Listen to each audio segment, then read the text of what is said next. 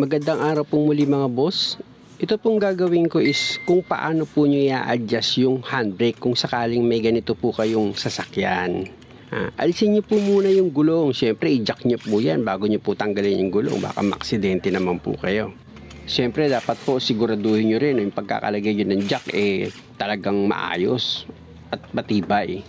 Pag natanggal nyo na po yung mga nut, paluin nyo ng konti yung brake drum para makalog at matanggal nyo po siya ng mas madali. Gamit ka po dito ng sabon na may tubig syempre. Maganda ka na rin po ng liha at basahan na malinis. Ganun po. Kuskusin mo po maigi yan. Ito kasi pinambabiyahe po ito kaya grabe ang dumi nito. Itong sasakyan na to, grabe po ang dumi niyan. 2022 model po itong sasakyan na ito mga boss. Kaya kung meron po kayong ganitong sasakyan mga boss, panoorin nyo lang po ito para matuto po kayong mag-adjust ng handbrake at ng preno na rin kasama naman na.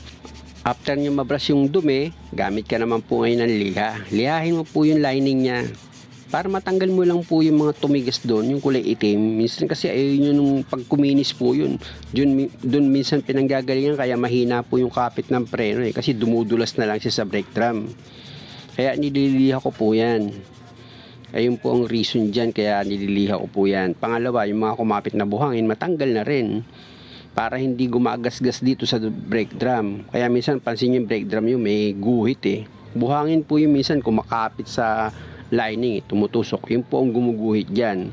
Pag nalinis nyo na po yung brake shoe, dito naman po kayo sa brake drum. Sabunin nyo po muna. Kita nyo, dumi Grabe dumi nyan Hindi po ba? Pambiyahe po kasi talaga ito mga boss Pabibigat ang kinakarga dito Kaya kung umitim nilang ganun talagang kapit talaga yung preno niya Pagtapos nyo po siyang sabunin balawan nyo na po yan ng malinis na tubig. Pero kuskusin nyo po ng basahan mga boss. Kuskusin nyo siya maigi ng basahan. Mas maganda kasi pang linis ko dyan talaga tubig Mas talagang linis kaysa sa brake cleaner. Kasi sabi nila mura lang daw yung brake cleaner. Sa'yo mura. Paano yung nagtitipid? 90s pa lang ginagamit ko ng panlinis tubig. Nauso lang naman yung brake cleaner. Dati nga hangin lang pwede na Huwag na natin baguhin yung kinasanayan ng mga ibang mekaniko dahil ayun naman po hindi naman makakasira sa mga sasakyan. Basta naman patuyuin mo maigi nakikita nyo naman pinapatuyo naman. Kita nyo ang linis Sa brake cleaner lilinis ba ng ganyan yan? Hindi lilinis ng ganyan yan. Sigurado ako. Kung gusto mong malinis ng ganyan yung isa lata, para dyan lang pwede yun. Di kung 4 na lata, magkano na yun? Kulang 1,000 pa rin yun. Mahal. Oo, nandun na tayo, hindi naman ako bibili. Pero kung meron ka namang malasakit sa kapwa mo, bakit mo naman kailangan pang pagastusin yung may-ari? Minsan nga, real talk lang Kompleto ka na nga sa gamit Mali pa nga yung gawa mo Hindi pa nga nasasatisfied yung customer, di ba? Balik po tayo sa trabaho. Kapag sinalpak nyo po yung brake drum at may kalug po, kailangan nyo po mag-adjust doon. Sa bagay makikita nyo naman sa handbrake na mahaba Ngayon, sa pag-adjust po ng preno, pwede po sa back brake. Pero ba't ka pa magpapakapagod doon? Dyan naman sa harap mo. Pag na-adjust mo po yan, try mo po muna ulit isukat. Ganun po yung magandang pag-adjust ng preno or na handbrake para hindi ka po mahihirapan once na sumikip po siya pag sinukat mo, mas mahirap po yun. Ngayon medyo maluwag pa adjust ka po ulit. Mas maganda kung bibilangin mo yung binigay mo dito, pwede mong iparehas sa kabila kung parehas po sila ng kailangan ng ganong karaming adjustment. Salpa ko ulit. Kung mapapansin nyo, di po ba?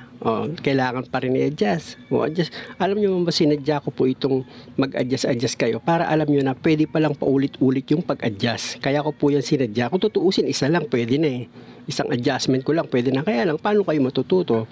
Ang purpose ko po rito is matuto talaga kayo. Di ba? Mas maganda kasi yung dahan-dahan ka mag-a-adjust.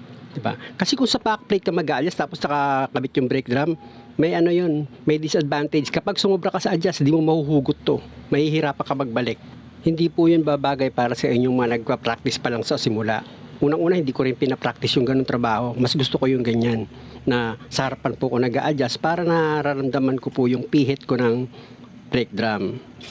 Pag okay na po, ilagay nyo na po yung mga nut ng gulong. Higpitan nyo lang po maigi mga boss para sigurado, kita mo. Dapat po ganyan napipihit nyo po yan.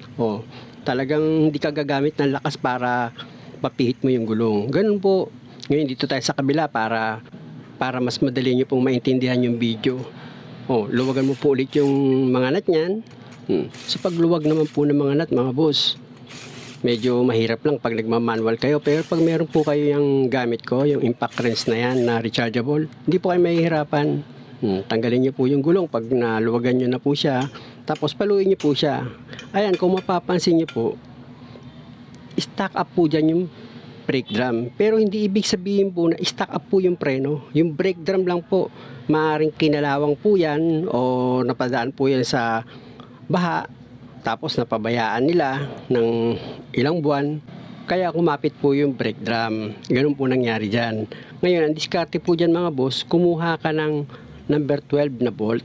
Ayan. Meron po yung sa brake drum, meron po yung thread na sasalpakan mo. Eksakto po yung number 12 dyan. Ilagay mo lang po yung dalawa. Kailangan, pag naglagay ka po ng number 12, dalawa talaga, mas maganda. Kapag humigpit po yung una mong hinigpitan, humigpit na po siya, o lipat ka naman sa kabila, hanggang sa lumuwag na po yan at bumigay na po yan sa pagkaka-stack up. Ganun po ang gagawin nyo dyan. Para hindi po kayo mahirapang magtanggal ng brake drum. Kaysa palu-paluin nyo, pwede pong ganyan na lang. Sa bagay, ang talaga sistema naman po talaga is ganyan, lagyan mo po yan. Kung masikip kung masikip lang. Kita nyo po, pag lumuwag na po yung tornilyo na ilagay mo or yung bolt, mapapansin mo po yan, tanggal na po yan sa pagkaka-stack. Ayan, di okay na po. Pag natanggal mo na, keso nakakasilaw, lagyan ko po muna ng tabla para maliwanag pati doon sa kuha ko ng camera pag nag-video tayo at makita nyo maigi. Gaya ng dati, kuha po kayo ng brush sa may sabon, brushin nyo po muna. Kaya ko po yung binabrush para yung kumapit po na dumi, kung may putik man o makapal na alikabok, matanggal po siya or may buhangin. Ganun po ang purpose ko. At kung sa palagay mo na-wash out mo na po yung dumi, dito ka naman po sa brake drum. Madali lang naman yan sa brake drum. Punasan mo lang po yan ng basahan na may sabon.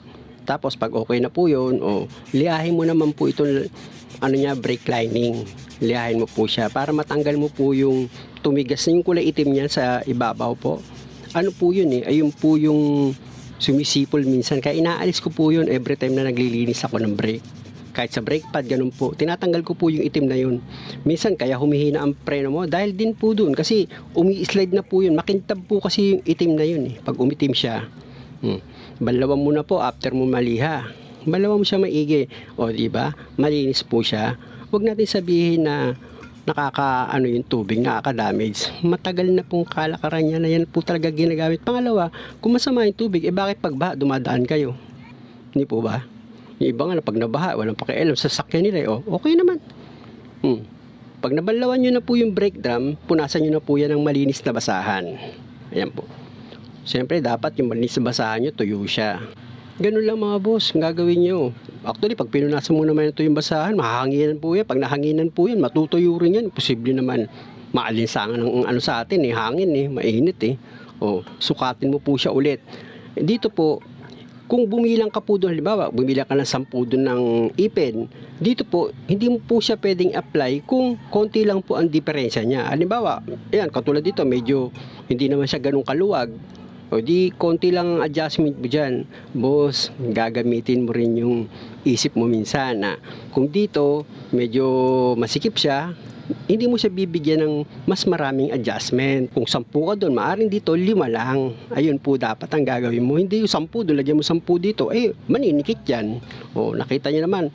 Talaga sinadya ko po yan para makita nyo. Mag-a-adjust po ako. Adjust pa ulit. Kulang pa Pero mas kakaunti ang adjustment na binigay ko rito. Alam nyo mga boss, bibihira sa sasakyan yung nagkakaparehas po sila nang ibibigay nyo ng adjustment sa brake. At kung makikita nyo, diba, pag salpak ko, tingnan mo, wala na po siyang kalog. Ibig sabihin, okay na po yung adjustment niyan. At pag ilikot mo po yung gulong niyan, okay na. Check na po natin yung handbrake kung nagbago na po yung adjustment niya. Tingnan niyo po. Diba? Konti na lang. Muli po mga boss, maraming salamat sa panonood. Sana po may natutunan po kayo. Huwag niyo po sanang kalimutang mag-subscribe sa channel ko kung okay lang po sa inyo. Salamat!